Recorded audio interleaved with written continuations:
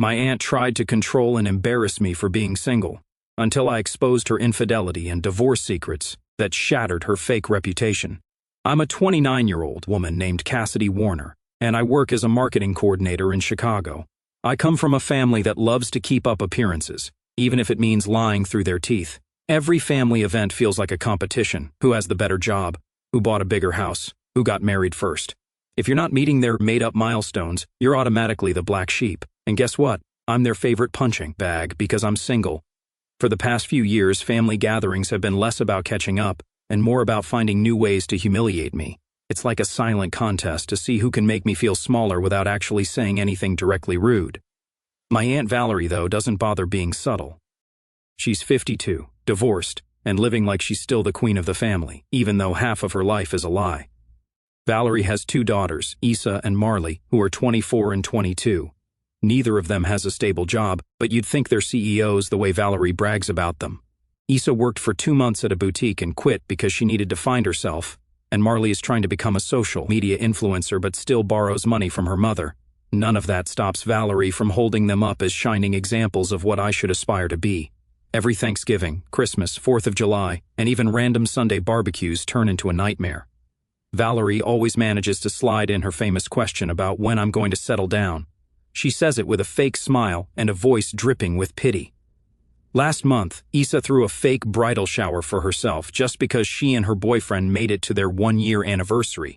No engagement, no ring, just an excuse to get gifts and attention. At that fake bridal shower, Valerie crossed a line she'd been tiptoeing on for years. While everyone was drinking cheap champagne and pretending Issa was on her way to a fairy tale wedding, Valerie made a big show of looking around the room and saying, "Well, at least one of our girls won't be a spinster." She said it loud enough that every single person heard her. There was laughter, a few awkward coughs, and a whole lot of people suddenly looking anywhere but at me. I laughed it off because that's what I've learned to do in that house. But inside, something snapped. I had been keeping a secret about Valerie for 2 years. I found out by accident during a work project where I had to search public court records. Valerie's divorce wasn't some mature mutual decision. Her husband caught her cheating with a younger coworker and dragged her through a very public, very messy court battle. Court filings, local newspaper articles, the whole thing. I'd stumbled on it without even trying. I never intended to use that information. It felt wrong to hold it over her, even though she deserved every bit of the embarrassment. I told myself it wasn't my business. But after that bridal shower, after she tried to humiliate me in front of everyone, I realized keeping her secret was giving her power she didn't deserve. A few days after the shower, Valerie called me privately. I thought maybe she was going to apologize, but no. She told me she felt sorry for me. Then, with a fake kind voice, she offered to set me up with her friend's 58-year-old brother, a man who had just lost his wife to cancer 6 months ago. She actually thought it would be a good match because we were both alone. That was the final push I needed. I didn't want to blow up at her or scream in front of the whole family. I wanted to be smart about it. I started gathering everything. I pulled the court records I had saved, dug up old newspaper articles that covered parts of her divorce, and even messaged an old neighbor I still had on Facebook, who confirmed that Valerie had been the talk of the block during that time with a few juicy details that weren't even in the official reports. I made a folder, organized everything neatly. Screenshots, articles, court documents, neighbor testimonies. I wanted to be ready, but I wasn't going to walk into a family event and start throwing accusations around. That would just make me look bitter and crazy. No, I needed a better plan, a way to let the truth out without getting my own hands dirty. I decided I would wait. I would pick the perfect moment, a moment where Valerie was standing on her little self-made pedestal, soaking in the fake admiration, and then let it all crumble under her. She built her whole image on lies, and it was about time everyone saw the cracks. I wasn't doing this for revenge. I was doing it to take back my power, to remind her and everyone else that just because someone smiles and pretends everything is perfect, doesn't mean they have the right to tear someone else down. I was ready. All I needed now was the right stage, the right audience, and the right moment to set it all in motion. 2 weeks after Issa's ridiculous bridal shower, the family planned a big Sunday brunch at a trendy restaurant downtown. The event was to celebrate my younger brother, Carson, who had just gotten promoted at his accounting firm.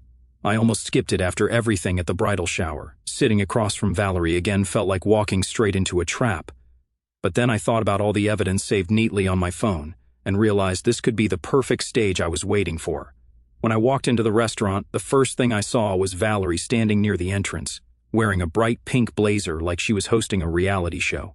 The second she spotted me, she pulled me into one of her dramatic hugs and, loud enough for half the restaurant to hear, said, "Still no +1 today, huh, sweetie?"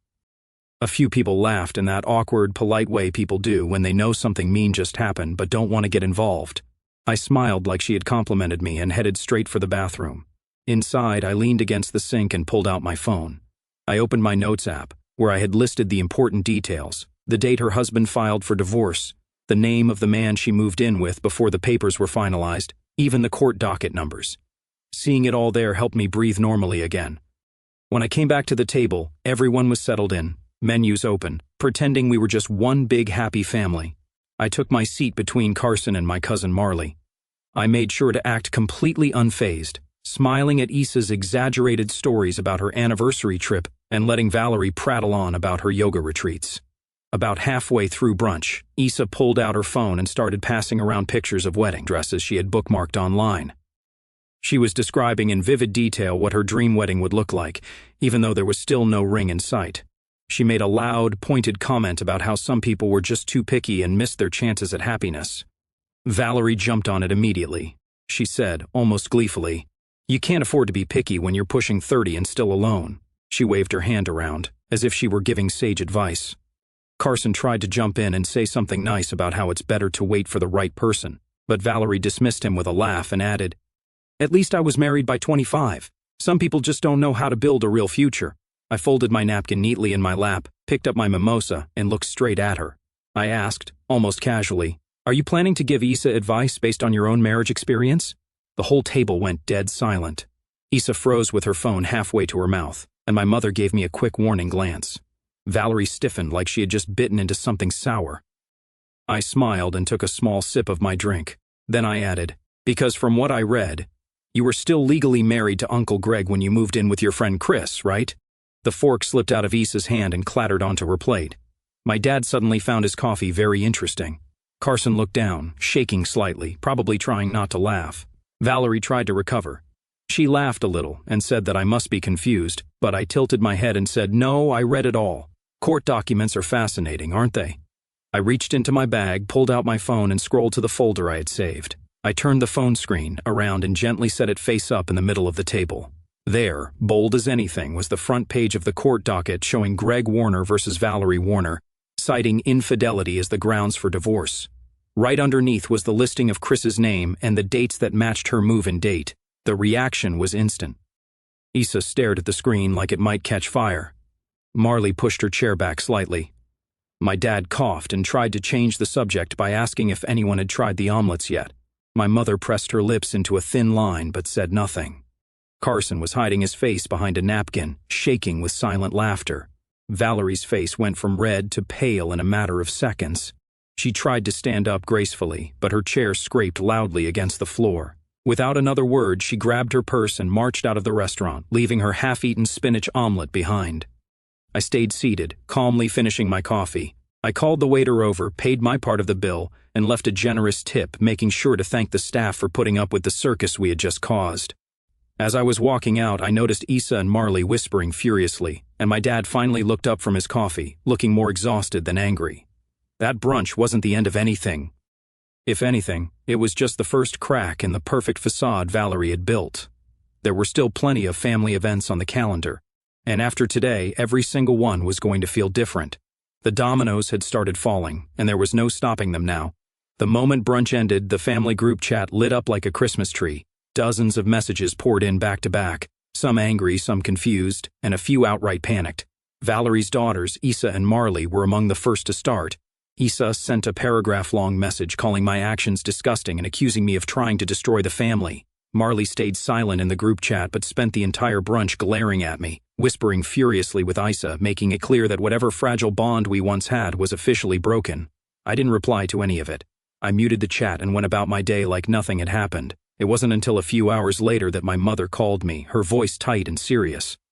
She told me Valerie was devastated and that if I cared about the family, I would apologize and keep the peace. I listened quietly until she was finished, then calmly told her that I had spent years being humiliated at every gathering while smiling through it, and I was done pretending. That evening, while scrolling through my phone, a new notification popped up.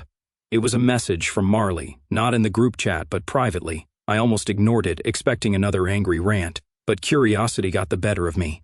To my surprise, Marley thanked me. She said no one had ever dared stand up to her mother before, and she was grateful someone finally did. She admitted that Valerie had controlled her entire life, from who she could date to where she could work. She said she often felt trapped, but had been too scared to speak up. We agreed to meet later that week for coffee. It was strange how quickly things were shifting, but I realized maybe I wasn't as alone in the family as I had always thought. Marley even hinted there were things about Valerie's past that were worse than what I had revealed, but she wanted to talk about it in person. Meanwhile, Issa went into full attack mode. By the next morning, I was blocked on Facebook, Instagram, and even LinkedIn. I laughed when I saw the LinkedIn block notification. It felt so petty and ridiculous. I guess when someone loses control, they grab at anything they can. Word traveled fast through the family grapevine. A few distant relatives, ones I only ever saw at funerals or weddings, started sending me vague, supportive messages like, "You were brave," and it was about time someone said it. I even overheard through my brother that some of the older relatives had always been suspicious of how Valerie presented herself but never had the proof to confront her. At work, my boss, Mr. Langston, who usually kept things professional, jokingly asked me if I was seeing someone because I seemed happier and more energized. I just smiled and said, something like that. I wasn't about to explain that standing up to a lifetime of family bullying felt better than any relationship could. Over the next few days, small things started happening that confirmed the gossip was spreading. Valerie's yoga friends, who had once bombarded my Facebook posts with heart emojis and comments about how family is everything, unfriended me one by one. It was so obvious they had chosen sides, and honestly, I was relieved. My mother wasn't done trying, though. Later that week, she cornered me again, insisting I needed to apologize. She told me that in everyone's eyes, I now looked petty and bitter. I let her finish her speech, then reminded her very calmly that enduring years of humiliation simply because I wasn't married by 25 was far pettier. I said I had nothing to apologize for, and that if the family wanted peace, maybe they should start respecting people, instead of tearing them down. By the weekend, new rumors started trickling back to me. Valerie was supposedly considering suing me for defamation of character. I had to laugh when I heard that one. Everything I shared was public record. If Valerie wanted to make a public scene by dragging her own dirty laundry into a courtroom, I wasn't going to stop her. In fact, I was curious to see if she would really embarrass herself that badly. The most surprising development came from Marley during our coffee meetup. Over lattes in a quiet corner of a bookstore cafe, she told me there were even worse secrets about Valerie, things no one dared to say out loud. She wouldn't go into detail yet, but hinted that if Valerie kept pushing, Marley might not stay silent anymore. It was clear that a lifetime of being controlled had built up a lot of resentment. I realized then that the brunch blow-up was only the tip of the iceberg. Valerie's perfect image had started cracking, but there were still deeper layers of truth waiting to surface. I decided not to chase the drama. I would live my life normally, go to work, meet friends, enjoy my weekends. But I also started preparing quietly. Valerie wasn't the type to let things go, and something told me that round 2 was coming, whether I wanted it or not. When it did, I would be ready. A few days after the brunch incident, I came home from work to find a notice from the post office tucked into my mailbox. I picked it up the next day, and sure enough, it was a certified letter. Formal-looking, stamped, and everything. Inside was a cease and desist letter from a law firm, claiming that I had caused Valerie emotional distress through my unauthorized disclosures, and demanding that I stop discussing her personal life immediately. I didn't panic. Instead, I called up an old college friend, Andrew, who now worked as a contracts attorney downtown. I emailed him a scanned copy of the letter, and by the next morning he called me back, laughing. He explained that it was nothing more than a scare tactic. There was no real threat behind it. Everything I had mentioned was based on public court records, and I hadn't falsified or misrepresented anything. He advised me to document everything, every message, every call, every interaction, but to otherwise do nothing for now. Feeling more confident, I decided I wasn't going to let Valerie intimidate me. Meanwhile, Marley sent me a text telling me Valerie was busy spinning a new story to the rest of the family. She was claiming that I had hacked into her private records and violated her privacy. Issa was also busy running her own campaign, privately complaining that jealous relatives were trying to ruin everything she had worked for. But something unexpected started happening. A few older relatives, people I barely interacted with unless there was a wedding or funeral, began commenting on Issa's overly perfect social media posts, leaving passive-aggressive remarks about honesty and humility. None of them mentioned me directly, but it was clear they weren't buying Valerie's version of events. Not long after, Marley messaged again, letting me know that Valerie had organized an emergency family meeting at her house. She invited my parents, my cousins, and a few of the aunts and uncles. I wasn't invited, obviously. Marley, being the chaotic neutral force she was quickly becoming, decided to attend and secretly record parts of it for me. Later that night, Marley sent me snippets of the recording. In the background, Valerie's voice cracked as she sobbed dramatically about vicious attacks on her good name and how these unprovoked betrayals were tearing the family apart. At one point, my mother cautiously suggested that maybe Valerie owed me an apology for some of the things she had said over the years. The room went silent for a moment. Then, Valerie exploded, screaming that she wouldn't apologize to a bitter, jealous child who couldn't even find someone to love her. Marley later told me that after the screaming match, several relatives quietly sided with my mother. Even some of Valerie's longtime defenders were starting to admit behind closed doors that they had always known bits and pieces of the messy divorce story, but had kept quiet to keep up appearances.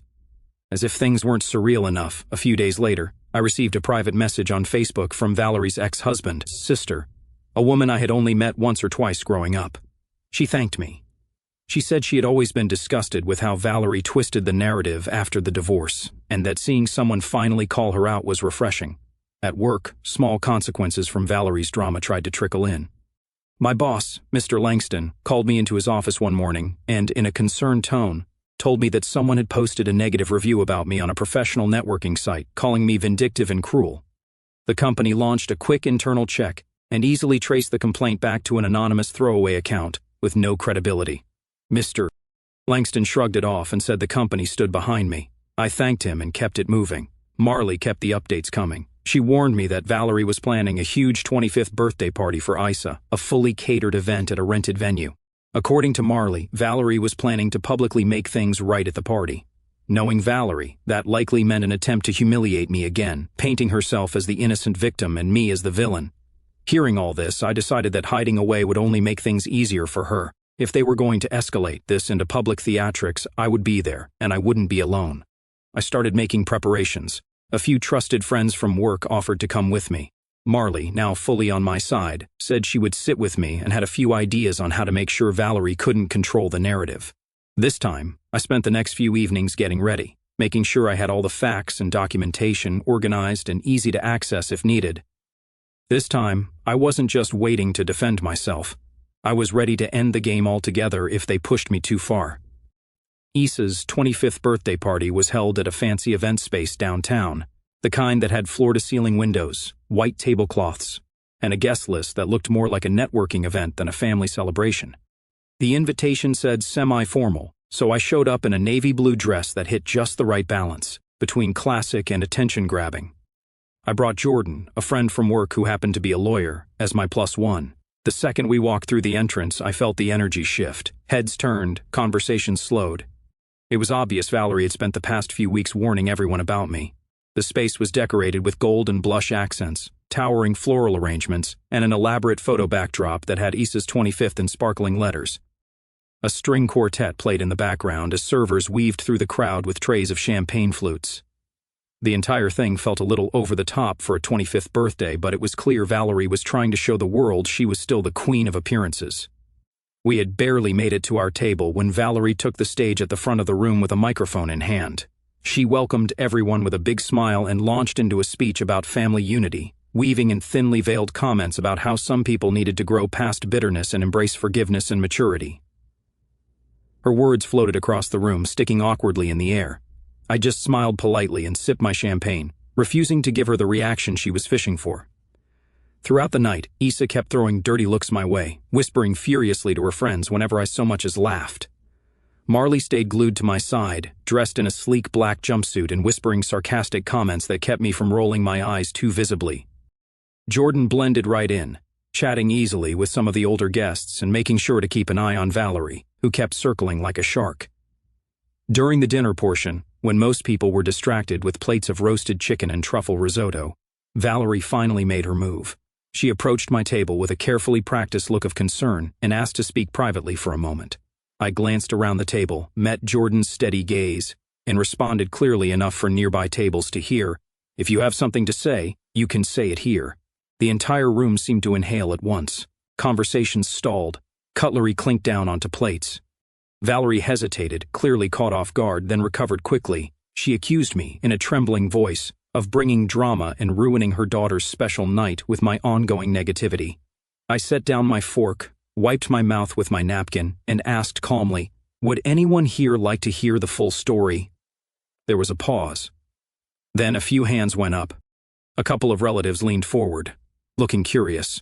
Encouraged, I reached into my handbag and pulled out a neat folder containing printed copies of public court records and a few local news articles about Valerie's messy divorce. I placed them gently on the table and announced that anyone who wanted to review them was welcome to do so. Valerie's face turned crimson. She lunged forward and screamed at me to stop, but by then, half the room had pulled out their phones, recording the scene. Jordan stayed perfectly calm, leaning back in his chair and reminding Valerie in a perfectly pleasant voice that public records were not protected under privacy laws and that anything discussed in open court was legally accessible to anyone. Issa burst into tears at the head table, drawing attention away from Valerie for a moment. She wailed that her birthday was ruined and sobbed into her hands. Valerie spun around and blamed me loudly for destroying her daughter's future engagements and tarnishing everything she had worked for. Before I could respond, Marley stood up. She raised her voice enough for the room to hear, telling Valerie that maybe if she had been honest about her own mistakes instead of hiding behind a fake image, none of this would have happened. The silence that followed her words was heavy. Then, surprisingly, a few people started clapping. It wasn't a standing ovation, but it was enough to turn heads. Valerie's composure finally cracked. She stormed out of the venue without saying another word, her heels clicking sharply against the marble floors. A few of her friends and allies chased after her, but most guests stayed seated, whispering among themselves and flipping through the documents left on the table. I stayed. I ordered dessert, a rich slice of chocolate cake, and enjoyed it while Marley and Jordan kept the conversation light and casual. We took a few photos near the floral backdrop, smiling brightly. Before leaving, I posted a couple of the pictures online with a simple caption, "Surround yourself with those who uplift you." The party was meant to humiliate me. Instead, it turned into a celebration I would actually remember fondly. Valerie had spent so long building her kingdom on appearances that she never expected the truth to shake the foundation. But that night, everyone saw exactly who she was, and there was no going back. The morning after Issa's birthday party, I woke up to a phone vibrating non-stop on my nightstand. My notifications were flooded with messages, some furious, demanding to know why I would air private family matters, some supportive, telling me they had always known something was off but were too afraid to say anything, and a few just nosy, asking for the full story as if it was a juicy movie plot. Marley sent me a long voice message. She explained that when she went home after the party, Valerie was waiting for her. A full-blown screaming match followed, ending with Valerie banning Marley from returning home unless she issued a public apology for disrespecting her mother. Marley calmly packed a few bags and went to stay with a friend across town. She thanked me again for standing up first because it gave her the courage to finally walk away. Later that evening, Marley filled me in on more drama. Apparently, Issa had a complete meltdown during a family dinner the night after the party. She cried about how she had been betrayed by people she once trusted and threw a plate across the room before locking herself in her bedroom. Valerie tried to spin the whole thing as Issa being a victim of jealousy and vindictive relatives. In the middle of all this, my father called me. His tone was surprisingly neutral compared to how tense our last few conversations had been. He asked if I could just let things cool down for the sake of the family. I listened quietly and then told him the truth. Too much damage had been done, and ignoring it now would just let the same cycles continue. He sighed heavily but didn't argue. Valerie, refusing to accept defeat, launched another smear campaign. She claimed I'd faked the documents, that I had gone out of my way to destroy her and Issa's futures out of bitterness. Unfortunately for her, a few relatives who had lived through her messy divorce years ago independently confirmed the authenticity of everything. I didn't even have to lift a finger. Word traveled faster than I expected. My great-uncle Robert, who rarely involved himself in family drama, called my father privately and told him that he supported me. He said he remembered Valerie's scandal very well, but back then, everyone was too scared or embarrassed to speak up because she was their golden girl, and they didn't want to face the truth. In an even bigger blow to Valerie's image, her ex-husband, Greg, the man she cheated on, posted a short but clear comment under one of Issa's old birthday posts that people had dug up. It simply said, "Sometimes the truth takes a while to surface." but it always does eventually. The comments stayed up for hours before Issa deleted the post entirely. Meanwhile, Issa faced her own fallout. She had been trying to land a small influencer sponsorship with a local boutique brand. According to Marley, the brand pulled out last minute, citing concerns about ongoing public family drama. Issa exploded on her private Instagram story, calling it unfair, but the damage was done. Marley, newly emboldened, decided to write a blog post. She shared her experience, growing up under a controlling parent, never naming Valerie directly, but it was clear who she was referring to for anyone who knew the situation. The blog post spread quickly within our small community. It even caught the attention of a local podcast that focused on family dynamics and personal growth, and they invited Marley to share her story anonymously. Within a week, Valerie's social media profiles, once filled with curated pictures of family dinners and beach vacations, went private. Old acquaintances flooded her comment sections with things like "truth always wins" and "karma is real" before she locked everything down. As for me, I decided to stay off Facebook for a while. I shifted my focus entirely to work, friends who had shown consistent support, and simple things like movie nights and hiking trips. I didn't want to live in the drama. I had said what needed to be said, and now I chose to move forward through all of it. I noticed something changing. It wasn't about revenge or payback anymore. It was about no longer carrying the burden of protecting people who had spent years tearing me down. Letting the truth stand on its own made the weight disappear.